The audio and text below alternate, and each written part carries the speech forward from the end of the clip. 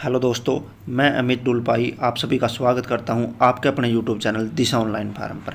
कैसे हो आप सभी? आशा करता हूं आप सभी स्वस्थ होंगे, तंदुरुस्त होंगे, मस्त होंगे। दोस्तों, आप सभी को पता हमारे चैनल पर Delhi police, CISF, SSB, Assam rifle head constable vacancy की जो वैकेंसी आई हैं, अभी जो एग्ज़ाम आने हैं उनकी तैयारी के लिए हमने स्टार्टिंग कर दी है। उसके लिए वीडियोज़ डेली आप लोगों को मिलती रहती हैं जीके की। ठीक है, तो दोस्तों उन्हीं की शुरुआत करते हुए आज की वीडियो में बात करेंगे।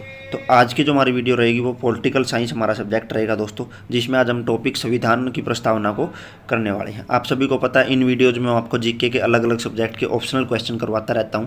तो इसके लिए दोस्तों सबसे पहले ज़रूरी है कि आप लोगों ने डिटेल जो थ्योरी होती है जीके की वो पढ़ी होनी ज़रूरी है, तभी आप दोस्तों जो है इन क्वेश्चनों को कर पाओगे। तो उसके लिए मैंने आप लोगों को लुसेंट जीके की जो बुक है वो प्रेफर की हुई है। जिसने वो बुक अभी तक नहीं खरीदी वो डिस्क्रिप्शन में दिए गए लिंकों से जो भी आप लोगों के लिए बेस्ट बुक हैं किसी भी एग्जाम की तैयारी करने के लिए, मैंने सबके लिंक डिस्क्रिप्शन में डाल रखे हैं। आप वहाँ से अपनी ज़रूरत अनुसार कोई भी बुक ऑर्डर करके अपने घर मंगवा सकते हैं। दोस्तों, आप सभी को पता है दिल्ली पुलिस की मैंने डिटेल वैकेंसी की जो पूरी वीडियो है वो चैनल पर डाल दी है।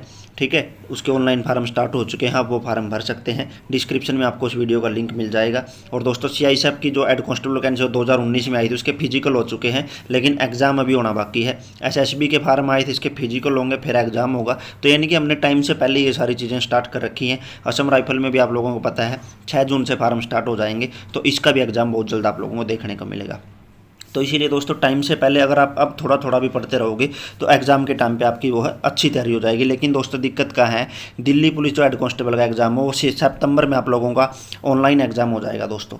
ठीक है, इसलिए हमने दिल्ली पुलिस के चलते साथ साथ तैयारी स्टार्ट हो गई है ताकि इन एग्ज़ामों की जो अदर एग्ज़ाम उनकी तैयारी भी हमारे साथ साथ हो सके।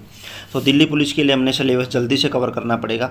तो दोस्तों इन वीडियोज़ का जो हमारा वो है टारगेट क्या रहेगा, अब की बारी वर्दी हमारी। ठीक है, और दोस्तों ये सारी वीडियो आपको किसी भी एग्जाम में आप बैठ जाओ उसमें हेल्प करेंगी। ये पॉलिटिकल साइंस की हमारी तीसरी वीडियो, जिसने पिछली वीडियो नहीं देखी है डिस्क्रिप्शन में दिए गए प्लेलिस्टों के लिंक से वो सारी वीडियो देख सकता है। आप लोगों को हिस्ट्री की, पॉलिटिकल की, ज्योग्राफी की, साइंस की जो सारी प्लेलिस्ट आपको डिस्क्रिप्शन में मिल जाएंगी दोस्तों। अब डायरेक्ट चलते हैं दोस्तों अपनी क्लास की तरफ। आज की क्लास हम शुरुआत करते हैं। क्लास की तरफ बढ़ने से पहले दोस्तों आपको बता दूं, मैं इस चैनल पर जॉब या जॉब से जुड़ी जानकारी के ऊपर या स्टडी से रिलेटेड जानकारी के ऊपर 1 या 2 वीडियो हर रोज़ लेकर आता रहता हूं। अगर आप चाहते हो आपकी कोई भी इंपॉर्टेंट जानकारी मिस ना हो, चैनल को सब्सक्राइब कर लें, बेल नोटिफिकेशन को ऑन कर लें ताकि आने वाली वीडियो की नोटिफिकेशन आपको सबसे पहले मिलती रहे। डिस्क्रिप्शन में दिए गए हमारे टेलीग्राम ग्रुप को ज्वाइन कर लें, वहाँ पर मैं हर छोटी से छोटी जानकारी आप लोगों के साथ शेयर कर सकता रहता हूँ और वहाँ पर आप मेरे से बात कर सकते हो। हर टॉपिक की वहाँ पर जो भी वैकेंसी आती है उसके डिटेल नोटिफिकेशन वगैरह या जो भी छोटी मोटी जानकारी आती है वो मैं टेलीग्राम ग्रुप में शेयर करता रहता हूँ दोस्तों। तो उसको ज्वाइन ज़रूर कर लें और सोशल मीडिया के लिंक भी आपको डिस्क्रिप्शन में मिल जाएंगे, वहाँ पर भी आप मुझे फॉलो कर सकते हैं दोस्तों। अब बढ़ते हैं डायरेक्ट अपनी क्लास की तरफ। तो दोस्तों आज की क्लास का पहला क्वेश्चन आप लोगों के सामने संविधान की प्रस्तावना से रिलेटेड पहला क्वेश्चन की शुरुआत करते हैं। भारत के संविधान के किस भाग को उसकी आत्मा की आख्या प्रदान की गई है? तो दोस्तों क्वेश्चन है भारत संविधान के किस भाग को उसकी आत्मा की आख्या प्रदान की गई है। 4 ऑप्शन आपको दिए गए हैं। ऑप्शन ए प्रस्तावना, ऑप्शन बी मौलिक अधिकार, ऑप्शन सी राज्य के नीति निर्देशक तत्व एंड ऑप्शन डी संविधान के सभी अनुच्छेद। तो दोस्तों बताइए क्वेश्चन नंबर 1 का सही जवाब क्या होगा? तो दोस्तों क्वेश्चन नंबर 1 का सही जवाब होगा ऑप्शन ए, यानी कि प्रस्तावना को संविधान की आत्मा की आख्या प्रदान की गई है। यह क्वेश्चन आपसे ऐसे ही पूछा जा सकता है कि भारतीय संविधान की आत्मा किसे कहा गया है या किसे माना गया है। तो दोस्तों सही जवाब क्या होगा? ऑप्शन ए प्रस्तावना। बढ़ते हैं दोस्तों क्वेश्चन नंबर 2 की तरफ। संविधान निर्माताओं ने किस पर विशेष ध्यान दिया है? तो दोस्तों यानी कि इसमें पूछा गया जो संविधान का निर्माण करने वाले थे, जो समिति बनाई गई थी, उन्होंने किस विषय पर सबसे विशेष ध्यान दिया है?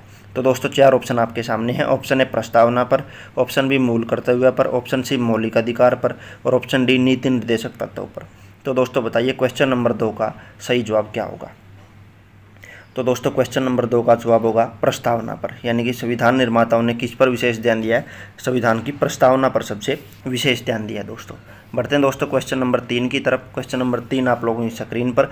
भारत में जनप्रिय संप्रभुता है क्योंकि भारत के संविधान की प्रस्तावना शुरू होती है इन शब्दों से। तो यानी कि आप लोगों ने बताना जो भारत की प्रस्तावना शुरू होती है वो कौन से शब्दों से शुरू होती है। 4 ऑप्शन आपके सामने हैं। ऑप्शन ए लोकतंत्रवादी भारत, ऑप्शन बी लोक गणराज्य, ऑप्शन सी लोक संप्रभुता, ऑप्शन डी हम भारत के लोग। तो दोस्तों बताइए क्वेश्चन नंबर 3 का जवाब क्या होगा? वेरी इंपॉर्टेंट क्वेश्चन, बहुत बार एग्जामों में रिपीट हो चुका है। तो दोस्तों बताइए इस क्वेश्चन का सही जवाब क्या होगा। क्वेश्चन नंबर 3 इसका सही जवाब है दोस्तों ऑप्शन डी, यानी कि हम भारत के लोग। अब बढ़ते हैं दोस्तों आपके सामने क्वेश्चन नंबर 4 की तरफ। क्वेश्चन नंबर 4 आप लोगों के सामने, भारत को गणतंत्र क्यों कहा जाता है। तो दोस्तों बताइए भारत को गणतंत्र क्यों कहा जाता है। 4 ऑप्शन आपके सामने दिए गए हैं।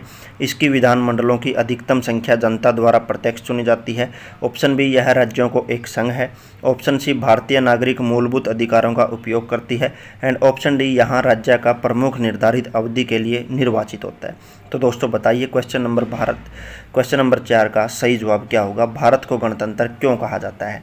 4 ऑप्शन आपको दिए गए हैं। इस क्वेश्चन का सही जवाब होगा दोस्तों ऑप्शन डी, यानी कि यहाँ राज्य का प्रमुख निर्धारित अवधि के लिए निर्वाचित होता है। यानी कि जो हमारा राज्य का सीएम होता है उसको हम एक अवधि के लिए निर्धारित करते हैं, ये नहीं कि वो पूरी लाइफ के लिए ही सिर्फ वही रहेगा, इसलिए भारत को गणतंत्र कहा जाता है। दोस्तों बढ़ते हैं आपके सामने क्वेश्चन नंबर 5 पर। भारत है एक। तो दोस्तों आप लोगों ने बताना भारत एक क्या है, यानी कि इन 4 ऑप्शनों में से एक ऐसी शब्द है जिसके साथ ये सेंटेंस पूरा हो जाएगा। भारत एक है। ऑप्शन दिया गया है आपके सामने धर्मनिरपेक्ष राष्ट्र, ऑप्शन बी हिंदू राष्ट्र, ऑप्शन सी हिंदू मुस्लिम राष्ट्र और ऑप्शन डी है दोस्तों इनमें से कोई नहीं। तो दोस्तों बताइए क्वेश्चन नंबर 5 का सही जवाब क्या होगा। 4 ऑप्शन आपके सामने हैं। इस क्वेश्चन का सही जवाब होगा दोस्तों ऑप्शन ए, यानी कि भारत एक धर्मनिरपेक्ष राष्ट्र है। बढ़ते हैं दोस्तों क्वेश्चन नंबर 6 की तरफ। धर्मनिरपेक्षता का अर्थ क्या है। तो दोस्तों आप लोगों ने बताना है धर्मनिरपेक्षता का अर्थ क्या है। ये क्वेश्चन यूपी कांस्टेबल में 2014 में पूछा गया क्वेश्चन है। वेरी इंपॉर्टेंट क्वेश्चन है। 4 ऑप्शन आपके सामने दिए गए हैं। ऑप्शन ए, राज्य सरकार सभी धर्म के खिलाफ। ऑप्शन बी, राज्य सरकार द्वारा एक धर्म को स्वीकार। ऑप्शन सी, राज्य सरकार द्वारा किसी धर्म को स्वीकार नहीं करना। एंड ऑप्शन डी, उपर्युक्त में से कोई नहीं। तो दोस्तों बताइए क्वेश्चन नंबर 6 का सही जवाब क्या होगा। इस क्वेश्चन का सही जवाब दोस्तों ऑप्शन सी, यानी कि राज्य सरकार द्वारा किसी धर्म को स्वीकार न करना, ये क्या है धर्मनिरपेक्षता, यानी कि सरकार जो है वो किसी भी धर्म को ज़्यादा तवज्जो नहीं देती। बढ़ते हैं दोस्तों क्वेश्चन नंबर 7 की तरफ। भारत एक धर्मनिरपेक्ष राज्य है, इसका मतलब है कि भारत राज्य, अब आपने ये सेंटेंस कंप्लीट करना। 4 ऑप्शन आपके सामने दिए गए हैं। ये क्वेश्चन आरआरबी ने 2006 में पूछा गया है। वेरी इंपॉर्टेंट क्वेश्चन है। 4 ऑप्शन आपके सामने दोस्तों। ऑप्शन ए है धर्म विरोधी नागरिकों का समर्थन करता है। ऑप्शन बी, बहुसंख्यक समुदाय के धर्म का समर्थन करता है। ऑप्शन सी है अल्पसंख्यक समुदाय के धर्म का समर्थन करता है। एंड ऑप्शन डी है किसी निश्चित धर्म का समर्थन नहीं करता है। तो दोस्तों बताइए क्वेश्चन नंबर 7 का सही जवाब क्या होगा। 4 ऑप्शन आपके सामने दिए गए हैं। इन 4 ऑप्शंस में से दोस्तों क्वेश्चन नंबर 7 का सही जवाब होगा ऑप्शन डी, यानी कि किसी निश्चित धर्म का समर्थन नहीं करता है। बढ़ते हैं दोस्तों आपके सामने क्वेश्चन नंबर 8 की तरफ। गणतंत्र होता है, यानी कि आप लोगों ने गणतंत्र शब्द की जो है वो डेफिनेशन बतानी है। आरआरबी 2006 में ये क्वेश्चन पूछा गया है। वेरी इंपॉर्टेंट क्वेश्चन है। 4 ऑप्शन आपके सामने हैं। ऑप्शन ए है दोस्तों केवल एक लोकतांत्रिक राज्य है। ऑप्शन बी, अध्यक्षीय पद्धति शासन वाला राज्य है। ऑप्शन सी, संसदीय पद्धति शासन वाला राज्य है। ऑप्शन डी है राज्य जहां पर अध्यक्ष वंशानुगत रूप से न हो। तो दोस्तों बताइए क्वेश्चन नंबर 8 का सही जवाब क्या होगा। 4 ऑप्शन आपके सामने दिए गए हैं। इनमें से दोस्तों क्वेश्चन नंबर 8 का सही जवाब होगा ऑप्शन डी, यानी कि राज्य जहां पर अध्यक्ष वंशानुगत रूप से नहीं होता, यानी हर 5 साल बाद मतलब चुनाव होता, चुनाव के आधार पर जहां पर नेता चुना जाता है उस राज्य को हम क्या कहते हैं गणतंत्र। अब बढ़ते हैं दोस्तों आपके सामने क्वेश्चन नंबर 9 पर। निम्नलिखित में से वो शब्द कौन से हैं जिनका समावेशन 42वें संशोधन द्वारा संविधान की उद्देशिका में किया गया था। तो दोस्तों बताइए इस क्वेश्चन का सही जवाब क्या होगा। एसएससी ने 2002 में ये क्वेश्चन पूछा गया है। वो कौन से शब्द हैं जिनका समावेशन 42वें संशोधन द्वारा संविधान की उद्देशिका में किया गया था। ऑप्शन ए आपके सामने धर्मनिरपेक्ष लोकतांत्रिक। ऑप्शन बी है प्रभुत्व संपन्न लोकतांत्रिक। ऑप्शन सी है दोस्तों समाजवादी धर्मनिरपेक्ष। एंड डी है दोस्तों धर्मनिरपेक्ष गणतंत्र। तो दोस्तों बताइए क्वेश्चन नंबर 9 का सही जवाब क्या होगा। 4 ऑप्शन आपके सामने दिए गए हैं। इन 4 ऑप्शंस में से दोस्तों ऑप्शन सी समाजवादी और धर्मनिरपेक्ष वो शब्द हैं जो 42वें संशोधन द्वारा संविधान की उद्देशिका में जोड़े गए थे। बढ़ते हैं दोस्तों क्वेश्चन नंबर 10 की तरफ।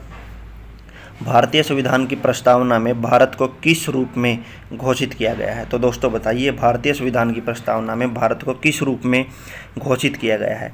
बीपीएससी में 1998 में ये क्वेश्चन पूछा गया है। वेरी वेरी इंपॉर्टेंट क्वेश्चन है। 4 ऑप्शन आपके सामने दिए गए हैं। ऑप्शन ए है दोस्तों एक सार्वभौम प्रजातांत्रिक गणतंत्र, ऑप्शन बी एक समाजवादी प्रजातांत्रिक गणतंत्र, ऑप्शन सी एक प्रभु संपन्न समाजवादी धर्मनिरपेक्ष प्रजातांत्रिक गणराज्य, ऑप्शन डी इनमें से कोई नहीं। तो दोस्तों बताइए क्वेश्चन नंबर 10 का सही जवाब क्या होगा?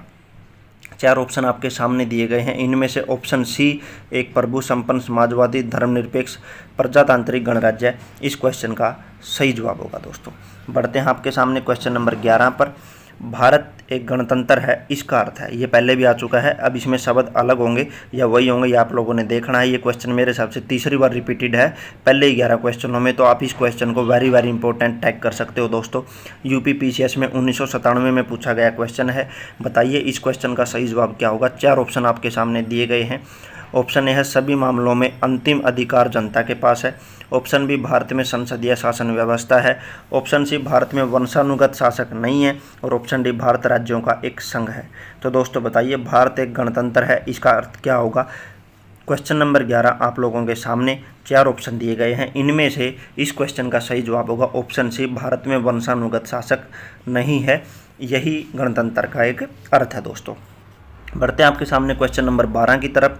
निम्नलिखित में से कौन सा शब्द भारत के संविधान की उद्देशिका में नहीं है?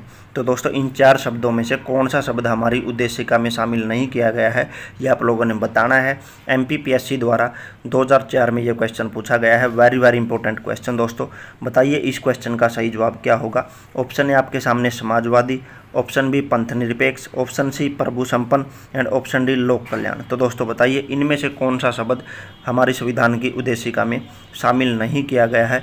तो दोस्तों ऑप्शन डी लोक कल्याण जो शब्द है वो हमारी संविधान की उद्देशिका में शामिल नहीं किया गया है। बढ़ते हैं आपके सामने क्वेश्चन नंबर 13 की तरफ। कल्याणकारी राज्य का उद्देश्य है। तो दोस्तों बताइए जो कल्याणकारी राज्य का उद्देश्य है वो क्या है? ये क्वेश्चन यूपी पीसीएस में 2004 में पूछा गया है। वेरी वेरी इंपॉर्टेंट क्वेश्चन है। ऑप्शन ए दोस्तों अधिकतम संख्या का अधिकतम कल्याण सुनिश्चित करना, ऑप्शन बी कमजोर वर्ग के कल्याण का प्रबंध करना, ऑप्शन सी सभी नागरिकों को स्वस्थ सुविधाएं प्रदान करना, और ऑप्शन डी है दोस्तों उपयुक्त में से कोई नहीं। बताइए दोस्तों क्वेश्चन नंबर 13 का सही जवाब क्या होगा? 4 ऑप्शन आपको दिए गए हैं। इन 4 ऑप्शन में से दोस्तों ऑप्शन बी कमजोर वर्ग के कल्याण का प्रबंध करना यही कल्याणकारी राज्य का उद्देश्य है। इस क्वेश्चन का सही जवाब होगा ऑप्शन बी। दोस्तों बढ़ते हैं आपके सामने क्वेश्चन नंबर 14 की तरफ। भारत को एक गणराज्य मुख्य रूप से माना जाता है क्योंकि? तो दोस्तों बताइए भारत को गणराज्य मुख्य रूप से माना जाता है, क्यों माना जाता है ये आप लोगों ने बताना है। एसएससी ने 1999 में ये क्वेश्चन पूछा गया है। तो दोस्तों बताइए क्वेश्चन नंबर 14 का सही जवाब क्या होगा? ऑप्शन ए आपके सामने राज्याध्यक्ष का चुनाव होता है, ऑप्शन बी उसे 15 अगस्त 1947 को स्वतंत्रता मिली थी, ऑप्शन सी उसका अपना लिखित संविधान है, और ऑप्शन डी उसकी सरकार संसदीय प्रणाली के अनुसार है। तो दोस्तों बताइए क्वेश्चन नंबर 14 यानी कि चौथी बार रिपीट हो चुका है, गणराज्य क्यों कहा जाता है? बताइए इस क्वेश्चन का सही जवाब क्या होगा? जवाब वही होगा दोस्तों, बार बार वंशानुगत नहीं है या फिर चुनाव होते हैं, सेम वही ऑप्शन ए राज्याध्यक्ष का चुनाव होता है, इसलिए भारत को गणराज्य कहा जाता है। दोस्तों तो दोस्तों बढ़ते हैं क्वेश्चन नंबर 15 की तरफ। क्वेश्चन नंबर 15 आपके सामने भारतीय संविधान की प्रस्तावना के सिलसिले में निम्नलिखित में से कौन क्रम सही है? तो दोस्तों आप लोगों ने क्रम को सही बताना है। प्रस्तावना के अंदर जो हमारे शब्द जोड़े गए हैं उनका सबसे पहले कौन सा शब्द है, फिर कौन सा है, फिर कौन सा, ऐसे क्रम आप लोगों ने बताना है। 4 ऑप्शन आपके सामने दिए गए। ऑप्शन ए में जो क्रम है दोस्तों गणतंत्र, जनवादी, धर्मनिरपेक्ष, समाजवादी, सार्वभौम, सत्ता संपन्न। ऑप्शन बी है दोस्तों सार्वभौम, सत्ता संपन्न, समाजवादी, जनवादी, धर्मनिरपेक्ष, गणतंत्र। ऑप्शन सी आपके सामने सार्वभौम, सत्ता संपन्न, जनवादी, धर्मनिरपेक्ष, समाजवादी, गणतंत्र, और ऑप्शन डी दोस्तों सार्वभौम, सत्ता संपन्न, समाजवादी, धर्मनिरपेक्ष, जनवादी, गणतंत्र। तो दोस्तों बताइए इस क्वेश्चन का सही जवाब क्या होगा? बीपीपीएससी में 1995 में क्वेश्चन पूछा गया है। तो दोस्तों इस क्वेश्चन का सही जवाब होगा ऑप्शन डी यानी कि सार्वभौम, सत्ता संपन्न, समाजवादी, धर्मनिरपेक्ष, जनवादी, गणतंत्र। ये जो हमारा क्रम है प्रस्तावना के सिलसिले में वो सही है। दोस्तों बढ़ते हैं आपके सामने क्वेश्चन नंबर 16 की तरफ। क्वेश्चन नंबर 16 आप लोगों की स्क्रीन पर। संविधान की प्रस्तावना में प्रयुक्त शब्द सेक्युलर का अर्थ क्या है? तो दोस्तों सेक्युलर जो शब्द हमारी प्रस्तावना में जोड़ा गया है उसका सही अर्थ क्या है वो आप लोगों ने बताना है। 4 ऑप्शन आपके सामने दिए गए हैं। ऑप्शन ए सभी नागरिकों को धर्म एवं उपासना की स्वतंत्रता, ऑप्शन बी एकेश्वरवाद, ऑप्शन बी बहुदेववाद और ऑप्शन डी है दोस्तों सभी धर्मों की अस्वीकृति। तो दोस्तों बताइए क्वेश्चन नंबर 16 का सही जवाब क्या होगा? तो दोस्तों इन 4 ऑप्शंस में से इसका सही जवाब होगा ऑप्शन ए, यानी कि सभी नागरिकों को धर्म एवं उपासना की स्वतंत्रता देता है वो शब्द कौन सा है? सेक्युलर। दोस्तों बढ़ते हैं आपके सामने क्वेश्चन नंबर 17 की तरफ। शब्द धर्मनिरपेक्ष सेक्युलर भारत के संविधान की प्रस्तावना में जोड़ा गया था। इसके विषय में निम्नलिखित कथनों में से कौन सा सही है? तो दोस्तों आप लोगों ने बताना है कि वो कब जोड़ा गया था। पहला है यह वर्ष 1976 में जोड़ा गया, दूसरा यह 44वें संशोधन में जोड़ा गया, तीसरा यह 42वें संशोधन में द्वारा जोड़ा गया, यह मूल प्रस्तावना में था। तो इन 4 में से आप लोगों ने बताना है कौन सा कथन सही है। ऑप्शन ए 1 और 2 दोनों सही हैं, ऑप्शन बी 1 और 3 सही हैं, ऑप्शन सी केवल 4 सही है और ऑप्शन डी केवल 3 सही है। तो दोस्तों बताइए क्वेश्चन नंबर 17 का सही जवाब क्या होगा? तो दोस्तों इन 4 ऑप्शन में से ऑप्शन बी 1 और 3 जो कथन है वो सही है, क्योंकि 42वां संशोधन कब हुआ था? 1976 में हुआ था। और ये शब्द कब जोड़े गए थे? 42वें संशोधन द्वारा जोड़े गए थे। तो दोस्तों इसका सही जवाब होगा यह 42वें संशोधन द्वारा वर्ष 1976 में जोड़ा गया था। अब बढ़ते हैं आपके सामने दोस्तों क्वेश्चन नंबर 18 की तरफ। भारतीय संविधान की प्रस्तावना में लिखित हम भारत के लोग, इससे क्या अर्थ निकलता है? आप लोग बताइए हम भारत के लोग का अर्थ क्या होगा? 4 ऑप्शन आपके सामने दिए गए हैं। ऑप्शन ए है दोस्तों भारतीय गणराज्य की प्रभुसत्ता जनता में निहित है, ऑप्शन बी संविधान का निर्माण भारत की जनता द्वारा हुआ है, ऑप्शन सी संविधान निर्माता भारत की जनता का प्रतिनिधित्व करते हैं और ऑप्शन डी भारत का संविधान भारत की जनता की सहमति पर आधारित है। तो दोस्तों बताइए क्वेश्चन नंबर 18 का सही जवाब क्या होगा? तो दोस्तों इस क्वेश्चन का सही जवाब होगा संविधान का निर्माण भारत की जनता द्वारा हुआ है। दोस्तों अब इसको थोड़ा सा मैं डिटेल में बताना चाहूँगा। सबसे पहले तो जो संविधान निर्माण करने वाली जो समिति थी पहले हमारी, उसके लिए संविधान सभा का गठन हुआ, वो लोगों ने चुनी थी। फिर उनके सदस्यों में से एक समिति गठन की गई, जो उन्होंने संविधान का प्रारूप तैयार किया था उन लोगों ने पहले उसको सार्वजनिक किया था दोस्तों संविधान को। उस पर फिर लोगों की राय जो मांगी गई थी और उसके बाद उसमें अमेंडमेंट करके फिर उसको बनाया गया था। इसीलिए ये कहा जाता है कि जो भारत का संविधान है उसका निर्माण जनता द्वारा किया गया है। तो दोस्तों बढ़ते हैं आपके सामने क्वेश्चन नंबर 19 की तरफ। समाजवाद का अर्थ। तो दोस्तों बताइए समाजवाद का अर्थ क्या होगा? 4 ऑप्शन आपके सामने दिए गए हैं। ऑप्शन ए सामाजिक नियंत्रण, ऑप्शन बी राष्ट्रीयकरण, ऑप्शन सी सामाजिक न्याय और ऑप्शन डी सामाजिक स्पर्धा। तो दोस्तों बताइए क्वेश्चन नंबर 19 का सही जवाब क्या होगा? 4 ऑप्शन आपके सामने हैं, इनमें से इसका सही जवाब होगा दोस्तों ऑप्शन सी, यानी कि सामाजिक न्याय समाजवाद का अर्थ है। बढ़ते हैं आपके सामने क्वेश्चन नंबर 20 की तरफ। 42वें संविधान संशोधन द्वारा प्रस्तावना में निम्नलिखित में से कौन सा शब्द जोड़ा गया है? तो दोस्तों बताइए 42वें संविधान संशोधन द्वारा प्रस्तावना में निम्नलिखित में से कौन सा शब्द जोड़ा गया है? ऑप्शन ए लोकतांत्रिक, ऑप्शन बी न्याय, ऑप्शन सी समाजवाद एंड ऑप्शन डी राजनीतिक। तो दोस्तों बताइए क्वेश्चन नंबर 20 में सही जवाब क्या होगा? 42वें संविधान संशोधन द्वारा प्रस्तावना में कौन सा शब्द जोड़ा गया था? 4 ऑप्शन आपके सामने हैं, इन 4 ऑप्शंस में से ऑप्शन सी समाजवाद जो शब्द है वो इसका सही जवाब होगा दोस्तों। यानी कि 42वें संविधान संशोधन में इनमें से समाजवाद शब्द को प्रस्तावना में जोड़ा गया था। बढ़ते हैं आपके सामने क्वेश्चन नंबर 21 की तरफ। भारतीय संविधान की आत्मा किसे कहा जाता है? अगर इस क्लास का आपने पहला क्वेश्चन देखा होगा तो आप 21 क्वेश्चन का जो राइट जवाब है वो 1 सेकंड से पहले दे सकते हो दोस्तों। 4 ऑप्शन आपके सामने हैं। ऑप्शन ए प्रस्तावना, ऑप्शन बी मूलाधिकार, ऑप्शन सी नीति निर्देशक तत्व एंड ऑप्शन डी उपयुक्त सभी। तो दोस्तों बताइए भारत की संविधान की आत्मा किसको कहा गया है? सभी को पता होगा ऑप्शन ए, यानी कि प्रस्तावना को भारत की संविधान की आत्मा कहा गया है दोस्तों। बढ़ते हैं आपके सामने क्वेश्चन नंबर 22 की तरफ। हम भारत में लौकिक सार्वभौमिकता है क्योंकि संविधान की प्रस्तावना प्रारंभ होती है। तो दोस्तों बताइए भारत में लौकिक सार्वभौमिकता है क्योंकि संविधान की प्रस्तावना कहाँ से शुरू होती है, ये आपने बताना है। चार ऑप्शन है दोस्तों। ऑप्शन ए हम भारत के लोग शब्दों से, ऑप्शन बी जनता के जनतंत्र शब्दों से, ऑप्शन सी जनता के लोकतंत्र शब्दों से और ऑप्शन डी प्रजातंत्रीय भारत शब्दों से।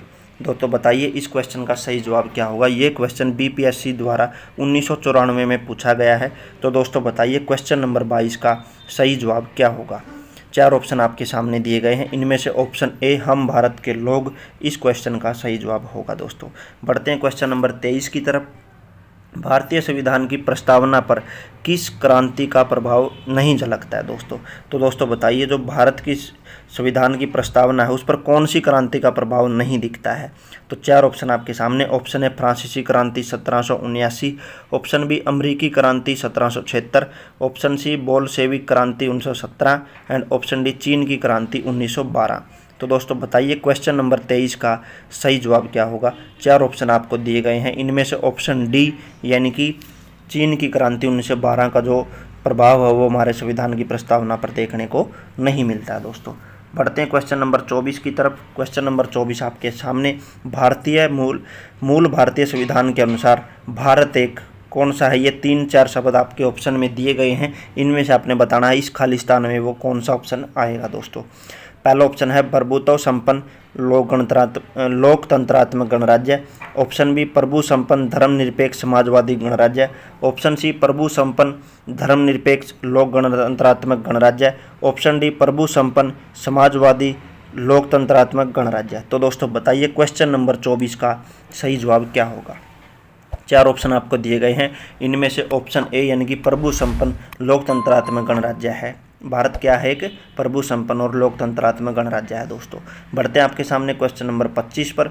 संविधान के अंतर्गत भारतीय लोकतंत्र के आदर्शों को हम कहाँ देख सकते हैं। तो दोस्तों बताइए संविधान के अंतर्गत भारतीय लोकतंत्र के आदर्शों को हम कहाँ पर देख सकते हैं। चार ऑप्शन आपके सामने। ऑप्शन ए भाग 1 में, ऑप्शन बी प्रस्तावना में, ऑप्शन सी भाग 3 में एंड ऑप्शन डी भाग 4 में। एसएससी द्वारा 2013 में ये क्वेश्चन पूछा गया है। दोस्तों तो बताइए संविधान के अंतर्गत भारतीय लोकतंत्रों के आदर्शों को हम कहाँ पर देख सकते हैं। तो दोस्तों इस क्वेश्चन का सही जवाब होगा ऑप्शन बी यानी कि प्रस्तावना में हम भारतीय लोकतंत्र के आदर्शों को देख सकते हैं। दोस्तों बढ़ते हैं आपके सामने क्वेश्चन नंबर 26 पर। 42वें संविधान संशोधन अधिनियम 1976 द्वारा प्रस्तावना में किस शब्द को नहीं जोड़ा गया है। तो दोस्तों आप लोगों ने बताना है इनमें से कौन सा शब्द है जिसको 1976-42वें संशोधन द्वारा नहीं जोड़ा गया है। यानी कि 3 शब्द ऐसे हैं जिनको उसमें जोड़ा गया है और 1 शब्द ऐसा है जिसको नहीं जोड़ा गया है, उसी का आप लोगों ने बताना है। चार ऑप्शन आपके सामने हैं। ऑप्शन ए धर्मनिरपेक्ष, ऑप्शन बी समाजवादी, ऑप्शन सी गुट निरपेक्ष और ऑप्शन डी एकता और अखंडता। तो दोस्तों बताइए क्वेश्चन नंबर 26 का सही जवाब क्या होगा। चार ऑप्शन आपको दिए गए हैं, इस क्वेश्चन का सही जवाब होगा दोस्तों ऑप्शन सी यानी कि गुट निरपेक्ष जो शब्द है उसको नहीं जोड़ा गया है। बाकी समाजवादी, धर्मनिरपेक्ष और एकता और अखंडता को हमने 42वें संशोधन द्वारा हमारी प्रस्तावना में जोड़ा था। दोस्तों बढ़ते हैं आपके सामने क्वेश्चन नंबर 27 की तरफ। भारतीय संविधान की प्रस्तावना के बारे में कौन सा कथन सही है। तो दोस्तों इन 4 कथनों में से आपने बताना है हमारी प्रस्तावना के बारे में कौन सा कथन सही है। ऑप्शन ए आपके सामने समाजवादी धर्मनिरपेक्ष शब्द 1950 में लागू संविधान के अंग थे। ऑप्शन बी उक्त शब्द 1976 में संशोधन द्वारा जोड़े गए। ऑप्शन सी उक्त शब्द 1985 में संशोधन द्वारा जोड़े गए और ऑप्शन डी उक्त शब्द संविधान की प्रस्तावना के अंग नहीं है। दोस्तों तो दोस्तों बताइए क्वेश्चन नंबर 27 का सही जवाब क्या होगा। तो दोस्तों 4 ऑप्शन आपके सामने हैं, इनमें से ऑप्शन बी यानी कि ये जो शब्द है हमारे 1976 में संशोधन द्वारा जोड़े गए थे, तो ये इसका सही जवाब होगा। दोस्तों बढ़ते हैं आपके सामने क्वेश्चन नंबर 28 की तरफ। भारतीय संविधान के किस प्रकार के लोकतंत्र को अपनाया गया है। तो दोस्तों बताइए भारतीय संविधान ने किस प्रकार के लोकतंत्र को अपनाया है। ऑप्शन है आपके सामने संवैधानिक राजतंत्र, ऑप्शन बी वंशानुगत लोकतंत्र, ऑप्शन सी लोकतांत्रिक गणतंत्र एंड ऑप्शन डी दोस्तों लोकतांत्रिक गणतंत्र। तो दोस्तों बताइए भारतीय संविधान ने किस प्रकार के लोकतंत्र को अपनाया है। इन 4 ऑप्शंस में से इस क्वेश्चन का सही जवाब होगा दोस्तों ऑप्शन डी यानी कि लोकतांत्रिक गणतंत्र। बढ़ते हैं आपके सामने क्वेश्चन नंबर 29 की तरफ। भारतीय संविधान की प्रस्तावना में वर्णित लोकतंत्र को किस रूप में स्वीकारा गया है। तो दोस्तों बताइए भारतीय संविधान की प्रस्तावना में वर्णित लोकतंत्र को किस रूप में स्वीकारा गया है। ऑप्शन ए राजनीतिक गणतंत्र, ऑप्शन बी आर्थिक लोकतंत्र, ऑप्शन सी सामाजिक राजतंत्र और ऑप्शन डी उपयुक्त सभी। तो दोस्तों बताइए क्वेश्चन नंबर 29 का सही जवाब क्या होगा। 4 ऑप्शन आपके सामने दिए गए हैं, इनमें से ऑप्शन डी यानी कि उपयुक्त सभी इस क्वेश्चन का दोस्तों सही जवाब होगा। बढ़ते हैं आपके सामने क्वेश्चन नंबर 30 पर। भारतीय संविधान की प्रस्तावना के अनुसार भारत के शासन की सर्वोच्च सत्ता किसमें निहित है। तो दोस्तों बताइए हमारे संविधान की प्रस्तावना के अनुसार शासन की सर्वोच्च सत्ता, सारी की सारी शक्ति या सत्ता किसमें निहित है। 4 ऑप्शन आपके सामने। Option A Janata, option B मतदाता, ऑप्शन सी राष्ट्रपति या ऑप्शन डी संसद। तो दोस्तों बताइए क्वेश्चन नंबर 30 का सही जवाब क्या होगा। 4 ऑप्शन आपके सामने दिए गए हैं, इस क्वेश्चन का सही जवाब होगा ऑप्शन ए यानी कि जनता में निहित है दोस्तों। बढ़ते हैं आपके सामने क्वेश्चन नंबर 31 की तरफ। भारत की संप्रभुता, एकता और अखंडता को अक्षुण्ण बनाए रखने तथा उसकी रक्षा करने का प्रावधान किया गया है। तो दोस्तों बताइए भारत की संप्रभुता, एकता और अखंडता को अक्षुण्ण बनाए रखने तथा उसकी रक्षा करने का प्रावधान किया गया है। तो दोस्तों बताइए इन 4 ऑप्शन में से इसका क्या जवाब होगा। ऑप्शन ए आपके सामने है प्रस्तावना में, ऑप्शन बी मूल अधिकार में, ऑप्शन सी नीति निर्देशक सिद्धांत में और ऑप्शन डी मूल कर्तव्य में। तो दोस्तों बताइए इस क्वेश्चन का सही जवाब क्या होगा। क्वेश्चन आपके सामने है, 4 ऑप्शन दिए गए हैं, इनमें से इसका सही जवाब होगा दोस्तों ऑप्शन ए यानी कि प्रस्तावना में। बढ़ते हैं आपके सामने क्वेश्चन नंबर 32 की तरफ। भारतीय संविधान की प्रस्तावना में जिन आदर्शों एवं उद्देश्य की रूपरेखा दी गई है उनकी आगे व्याख्या की गई है। तो दोस्तों बताइए उनकी आगे व्याख्या क्या की गई है। 4 ऑप्शन आपके सामने हैं। मूल अधिकारों के अध्याय में, ऑप्शन बी राज्य के नीति निर्देशक सिद्धांतों के अध्याय में, ऑप्शन सी मूल अधिकार राज्य के नीति निर्देशक सिद्धांतों एवं मूल कर्तव्यों में और ऑप्शन डी संविधान के पाठ में कहीं नहीं। तो दोस्तों बताइए भारतीय संविधान की प्रस्तावना जिन आदर्शों एवं उद्देश्यों की रूपरेखा दी गई है उनकी व्याख्या कहाँ पर की गई है। 4 ऑप्शन आपके सामने हैं। यूपीपीसीएस में 2004 में ये क्वेश्चन पूछा गया था। इस क्वेश्चन का सही जवाब होगा दोस्तों ऑप्शन सी यानी कि मूल अधिकार, राज्य के नीति निर्देशक सिद्धांत और मूल कर्तव्यों में प्रस्तावना के आदर्शों और उद्देश्यों की जो व्याख्या है वो की गई है दोस्तों। बढ़ते हैं आपके सामने क्वेश्चन नंबर 33 की तरफ।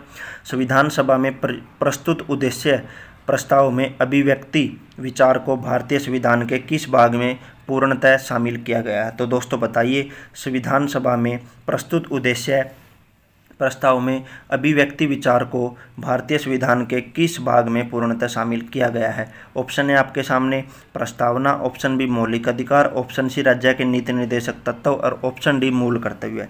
तो दोस्तों बताइए क्वेश्चन नंबर 33 का सही जवाब क्या होगा। तो दोस्तों इस क्वेश्चन का सही जवाब होगा आपके सामने ऑप्शन ए यानी कि प्रस्तावना। बढ़ते हैं आपके सामने क्वेश्चन नंबर 34 की तरफ। भारतीय संविधान की प्रस्तावना से क्या स्पष्ट नहीं होता है। तो दोस्तों बताइए भारत संविधान की प्रस्तावना से क्या स्पष्ट नहीं होता है। 4 ऑप्शन आपके सामने हैं। ऑप्शन ए संविधान का स्रोत, ऑप्शन बी शासन के ध्येयों का विवरण, ऑप्शन सी संविधान को निर्णय लागू करने की तिथि और ऑप्शन डी दोस्तों संविधान को अंगीकृत, अधिनियमित और आत्मार्पित करने की तिथि। तो दोस्तों बताइए क्वेश्चन नंबर 34 का सही जवाब क्या होगा। 4 ऑप्शन आपके सामने दिए गए हैं। ऑप्शन सी संविधान को लागू करने की तिथि इसका सही जवाब होगा दोस्तों। बढ़ते हैं आपके सामने क्वेश्चन नंबर 35 की तरफ। निम्नलिखित में से किन उद्देश्यों को भारतीय संविधान उद्घोषित नहीं करता है। तो दोस्तों बताइए क्वेश्चन नंबर 35 का सही जवाब क्या होगा। निम्नलिखित में से किन उद्देश्यों को भारतीय संविधान उद्घोषित नहीं करता है। 4 ऑप्शन आपके सामने हैं। ऑप्शन ए सामाजिक, आर्थिक और राजनीतिक न्याय, ऑप्शन बी विचार, अभिव्यक्ति, विश्वास, धर्म और उपासना की स्वतंत्रता, ऑप्शन सी प्रतिष्ठा और अवसर की अक्षमता और ऑप्शन डी आपके सामने अंतर्राष्ट्रीय शांति और सुरक्षा की अभिवृद्धि। तो दोस्तों बताइए क्वेश्चन नंबर 35 का सही जवाब क्या होगा। तो दोस्तों इसका सही जवाब होगा ऑप्शन डी अंतर्राष्ट्रीय शांति और सुरक्षा की अभिवृद्धि। बढ़ते हैं आपके सामने क्वेश्चन नंबर 36 की तरफ।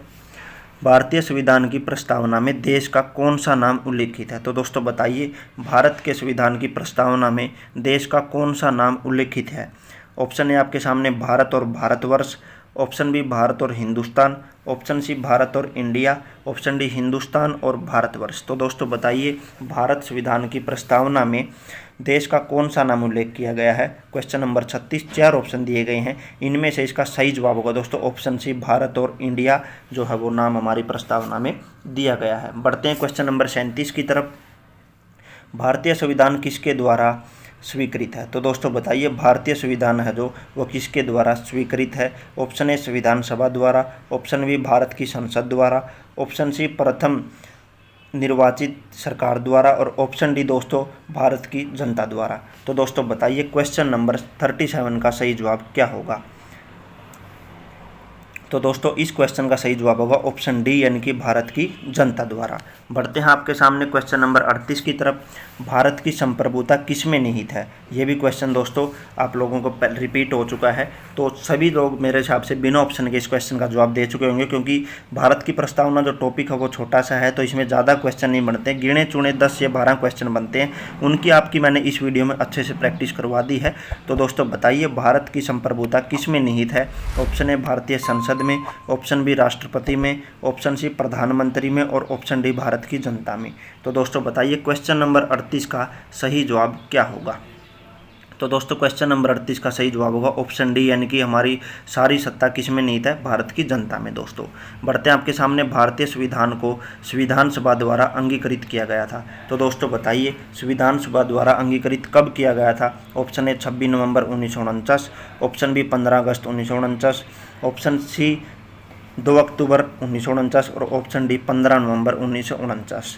तो दोस्तों बताइए इस क्वेश्चन का सही जवाब क्या होगा? बीपीएससी 1996 में, एचएससी में, बहुत सारे एग्जामों में ये क्वेश्चन पूछा गया है। तो दोस्तों बताइए क्वेश्चन नंबर 39 का सही जवाब क्या होगा? ऑप्शन ए यानी कि 26 नवंबर 1949 को संविधान सभा द्वारा हमारे संविधान को अंगीकृत किया गया था। तो सही जवाब होगा ऑप्शन ए 26 नवंबर 1949। दोस्तों बढ़ते हैं आपके सामने क्वेश्चन नंबर 40, भारत का संविधान पूर्ण रूप से तैयार हुआ है। तो दोस्तों बताइए जो पूर्ण रूप से हमारा संविधान है वो कब तैयार हुआ था? ऑप्शन ए 26 जनवरी 1950, ऑप्शन बी 26 नवंबर 1949 और ऑप्शन सी 11 फरवरी 1948, इनमें से कोई नहीं।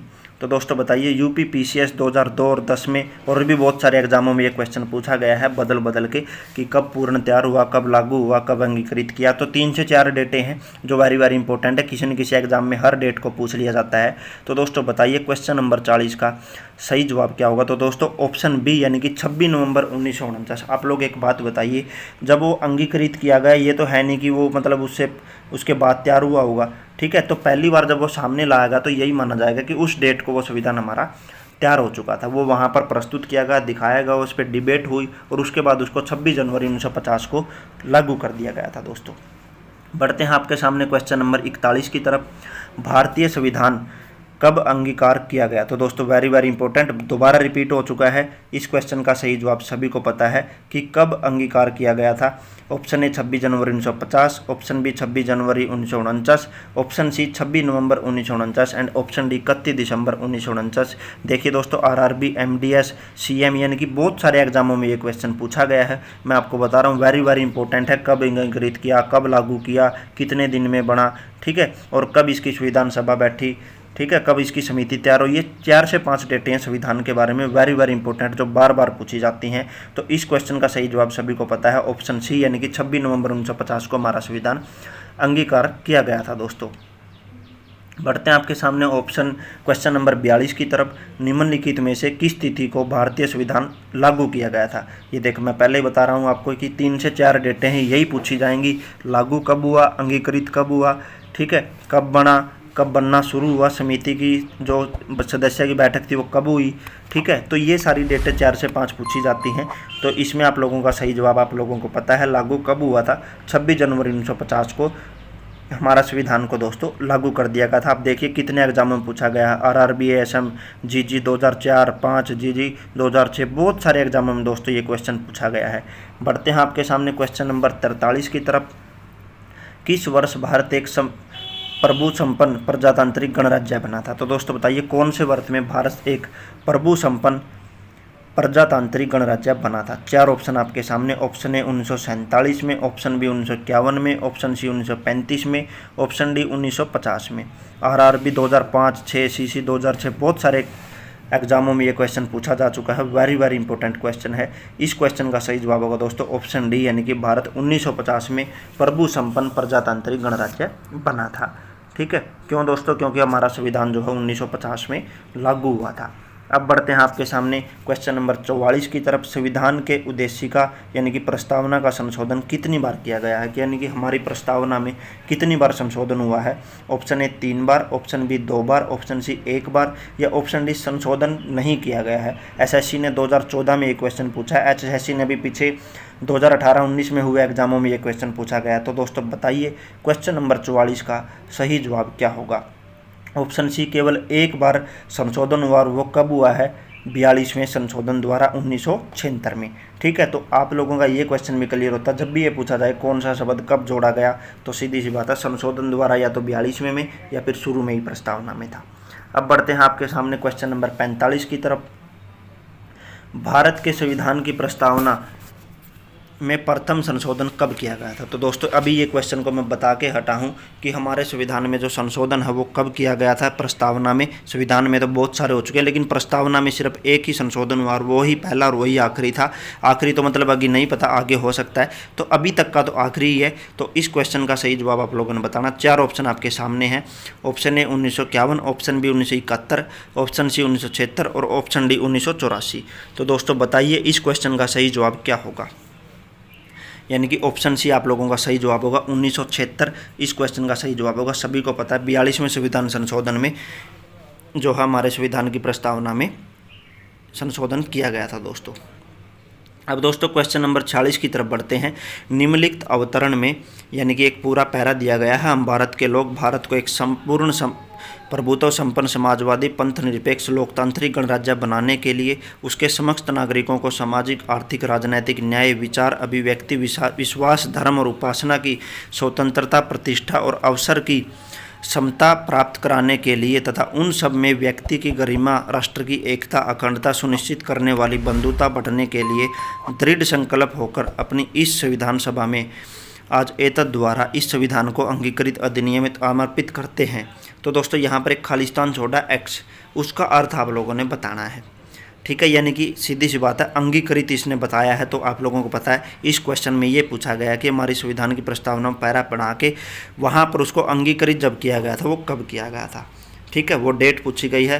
तो ऑप्शन ए 26 जनवरी 1950, ऑप्शन बी 26 जनवरी 1949, ऑप्शन सी 26 जनवरी 1949 और इनमें से कोई नहीं। आईएएस के एग्जाम में 1997 में ये क्वेश्चन पूछा गया है।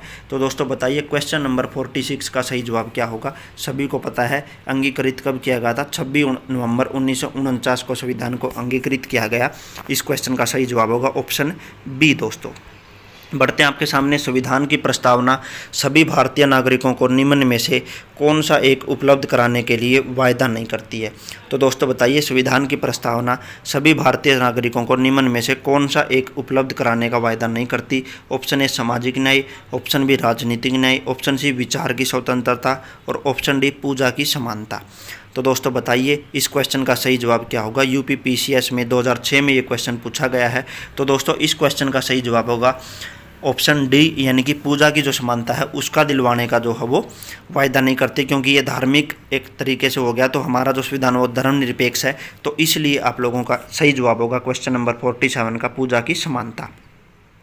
बढ़ते हैं दोस्तों क्वेश्चन नंबर 48। 26 नवंबर 1949 को अंगीकृत भारतीय संविधान की प्रस्तावना को शब्द सम्मिलित नहीं थे। तो दोस्तों ये बताया गया कि जब हमारा संविधान अंगीकृत हुआ उस समय हमारी प्रस्तावना में इनमें से कौन से शब्द नहीं थे। तो यहाँ पर आपका ये क्वेश्चन भी क्लियर हो जाएगा कि ये शब्द हमारे जो 42वें संशोधन में 1976 में हमारी प्रस्तावना में जोड़े गए थे। ठीक है, तो 4 शब्द दिए गए हैं। पहला समाजवादी, दूसरा पंथ निरपेक्ष, तीसरा अखंडता और चौथा गणराज्य। ऑप्शन दिए गए हैं, इनमें से पहला, दूसरा, तीसरा सम्मिलित नहीं थे। ऑप्शन बी दूसरा, तीसरा, चौथा नहीं थे। ऑप्शन सी पहला, दूसरा और चौथा नहीं थे और ऑप्शन डी तीसरा और चौथा नहीं थे। यूपी पीसीएस में 2009 में पूछा गया क्वेश्चन है। तो दोस्तों बताइए क्वेश्चन नंबर 48 का सही जवाब क्या होगा। तो दोस्तों समाजवादी, पंथ निरपेक्ष और अखंडता जो शब्द है ये 42वें संशोधन द्वारा हमारे प्रस्तावना में जोड़े गए थे, इसलिए जब अंगीकृत हुआ ये शब्द उस समय हमारी प्रस्तावना में नहीं थे। तो ऑप्शन ए इसका सही जवाब होगा दोस्तों। बढ़ते हैं आपके सामने क्वेश्चन नंबर 49 की तरफ। संविधान की उद्देशिका के संबंध में निम्न सब स्थानों पर विचार करिए और दिए गए कूट की सहायता से बताइए इनमें से कौन सा सही है। तो पहला दोस्तों पंडित नेहरू द्वारा प्रस्तुत ऑब्जेक्टिव प्रस्ताव अंततोगता उद्देशिका बना। ऑप्शन बी इसकी प्रकृति न्याय योग्य नहीं है, ऑप्शन सी इसका संशोधन नहीं किया जा सकता और ऑप्शन डी संविधान की विशिष्ट प्रावधानों को यह रद्द नहीं कर सकता। तो दोस्तों बताइए, जो पंडित जवाहरलाल नेहरू ने ऑब्जेक्टिव प्रस्ताव अंत तोगवता उद्देशिका बनी थी, यानी कि इसका कहने का मतलब जो उन्होंने ऑब्जेक्टिव प्रस्ताव प्रस्तुत किया था वो अंत में उद्देशिका बनी, और वो जो है इसकी प्रकृति कैसी है, न्याय योग्य नहीं है, और ऑप्शन सी दे रखा है इसका संशोधन नहीं किया जा सकता, और डी में आप लोगों को बताया है संविधान के विशिष्ट प्रावधानों को यह रद्द नहीं कर सकता। तो इनमें से बताइए कौन से कथन सही हैं। ऑप्शन 1 में पहला और दूसरा सही है, बी में 1 और 2 और 4 सही हैं, और ऑप्शन सी में 1 2 3 सही हैं, ऑप्शन डी में केवल 2 3 4 सही हैं। दोस्तों यूपीपीसीएस में 2009 में पूछा गया क्वेश्चन है, बताइए इस क्वेश्चन का सही जवाब क्या होगा। तो दोस्तों ऑप्शन बी केवल 1 2 और 4 इसमें सही रहेंगे दोस्तों, यानी कि जो तीसरा है संशोधन नहीं किया जा सकता, यानी क्योंकि हमारे पूरे संविधान में कहीं पर भी संशोधन किया जा सकता है, लचीलापन हमारे संविधान में दिया गया है। बढ़ते हैं आपके सामने क्वेश्चन नंबर 50 की तरफ। भारतीय संविधान की उद्देशिका में परिवर्तन किस संशोधन अधिनियम में किए गए हैं। तो दोस्तों बताइए उद्देशिका में जो परिवर्तन हुआ था वो कब हुआ था। ऑप्शन ए 38वां संविधान संशोधन अधिनियम 1975, ऑप्शन बी 40वां संशोधन अधिनियम 1976, ऑप्शन सी 42वां संशोधन अधिनियम 1976 और ऑप्शन डी 44वां संशोधन अधिनियम 1979। तो दोस्तों बताइए इस क्वेश्चन का सही जवाब क्या होगा। एसएससी ने 2008 में ये क्वेश्चन पूछा है।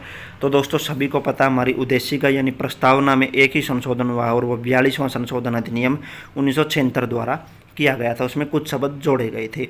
बढ़ते हैं आपके सामने क्वेश्चन नंबर 51 की तरफ। प्रस्तावना का वह प्रावधान जो सभी वयस्क नागरिकों को मतदान का अधिकार प्रदान करता है कहलाता है। तो दोस्तों बताइए प्रस्तावना का वह प्रावधान जो सभी वयस्क नागरिकों को मतदान का अधिकार प्रदान कहलाता है वो क्या कहलाता है। ऑप्शन ए आपके सामने पंथ निरपेक्षता, ऑप्शन बी प्रजातंत्र, ऑप्शन सी समाजवाद और ऑप्शन डी गणतंत्र। आरआरबी 2009 में पूछा गया है, पहले रिपीट नहीं हुआ, लेकिन अगर आप थोड़ा सा सोच के देखोगे तो कहीं नहीं ये क्वेश्चन इसी वीडियो में 4 से 5 बार रिपीट हो चुका है दोस्तों। तो इस क्वेश्चन का सही जवाब होगा दोस्तों आपके सामने ऑप्शन बी यानी कि प्रजातंत्र। क्या, लोगों का तंत्र। सारी शक्ति किस में निहित है, जनता में निहित है। ठीक है, जनता में निहित है तो क्या कहा जाता है, गणतंत्र कहा जाता है। तो कहीं ना कहीं ये क्वेश्चन जो है आपस में रिलेट हैं, तो यानी कि ऑप्शन बी प्रजातंत्र इसका सही जवाब होगा दोस्तों। बढ़ते हैं आपके सामने क्वेश्चन नंबर 52 की तरफ दोस्तों। तो दोस्तों क्वेश्चन नंबर 52 आप लोगों के सामने, भारत के संविधान की प्रस्तावना में समाजवादी और धर्मनिरपेक्ष शब्दों को किस संशोधन द्वारा जोड़ा गया है। तो दोस्तों बताइए भारत के संविधान की प्रस्तावना आप लोगों को पता है एक ही संशोधन हुआ है, कौन सा हुआ था, 42वां संशोधन हुआ था। तो दोस्तों ऑप्शन बी क्वेश्चन नंबर 52 का सही जवाब होगा। बढ़ते हैं आपके सामने क्वेश्चन नंबर 53 की तरफ। भारतीय संविधान कब लागू हुआ, ये सारे क्वेश्चन मैं अभी जस्ट 10 मिनट के अंदर अंदर आपको करवा चुका हूं। तो अब इनमें से कोई भी क्वेश्चन आपका गलत नहीं होना चाहिए और ना ही एग्जाम में ना ही अब, यानी कि ये क्वेश्चन सिर्फ समझाने ही नहीं बल्कि मैं आपको याद भी करवा चुका हूँ। एसएससी 2009 में ये क्वेश्चन पूछा गया था। ऑप्शन ए 26 जनवरी 1950, ऑप्शन बी 26 जनवरी 1952, ऑप्शन सी 15 जनवरी 1948 और ऑप्शन डी 26 नवंबर 1949 को। तो दोस्तों बताइए क्वेश्चन नंबर 53 का सही जवाब क्या होगा। 4 ऑप्शन आपके सामने, कब लागू हुआ था, 26 जनवरी 1950 को हमारा संविधान दोस्तों लागू किया गया था। सही जवाब होगा ऑप्शन ए। बढ़ते हैं आपके सामने दोस्तों क्वेश्चन नंबर 54 की तरफ।